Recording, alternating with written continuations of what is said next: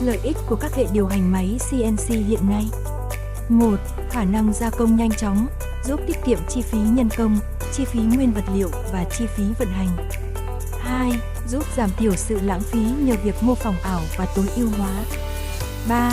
Hệ điều hành CNC thông minh, có thể điều khiển từ xa, giảm thiểu sự tương tác giữa con người và máy móc. 4. Hệ điều hành máy CNC có độ chính xác cao, xử lý tốt các thao tác phức tạp, linh hoạt và có thể lặp lại trong thời gian dài. 5. Gia công được các sản phẩm có hình dạng phức tạp. 6. Hệ thống điều khiển CNC được tích hợp rất nhiều các tính năng, giúp lập trình nhanh chóng. Bấm theo dõi CNC Dana để tìm hiểu thêm những video hữu ích khác nhé!